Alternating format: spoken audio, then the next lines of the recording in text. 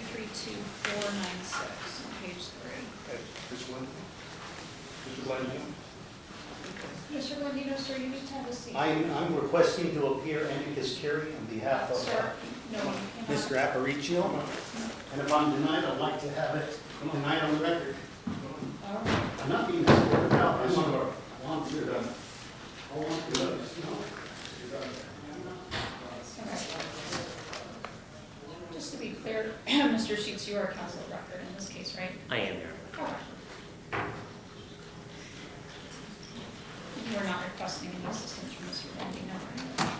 I was surprised by his Don't tell me what. attempt to file a document. Okay.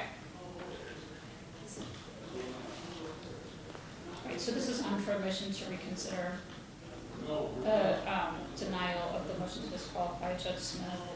Yes. Sheets, anything that you want to add to your motion? Just briefly, the distinction that I'm making is I was not only asking Your Honor to recuse him from future proceedings, but to recuse him from the prior decisions that he had made for that inherent bias. I don't believe I have the authority to do that, Mr. Sheets. I think the remedy for that is an appeal. I mean, I can remove the judge from the case. I can't change their prior decisions.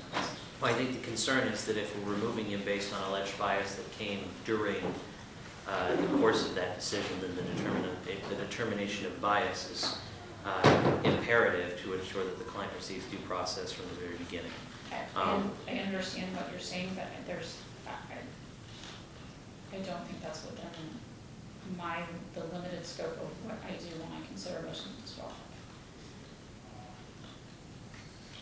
I guess that's my concern, is I do think that you have the ability to disqualify him. I don't think the statute defines disqualification as disqualification from all future proceedings, especially when the inherent nature of the disqualification would be bias. And I think the disqualification in and of itself would allow the re-litigation of the issues that underlie the bias. That's why it's a system that was put in place to protect from bias inherent in the proceedings. And I think that when we, if we just say that it has to be from the date that the bias is noticed forward and nothing else, I think that's probably not necessarily addressing the legislative intent of allowing somebody the opportunity to have a tribunal that is free from that inherent bias with regards to all decisions. Now, I mean, obviously, ultimately, if Your Honor denies today, my intention is to go back and ask the court to reconsider based on the bias.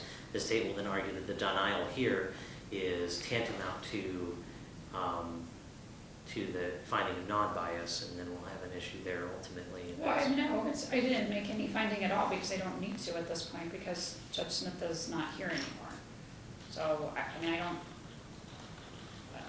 All right, Mr. Markowski, anything that you want to add? No, Your Honor.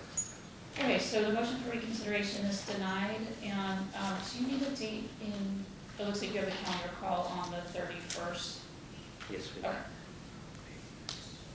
Thank you. Thank you.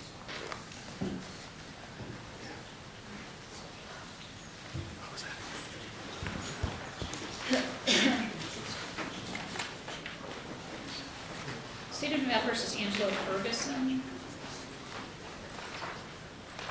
Do we have anyone here on this case? Mr. Brown. All right.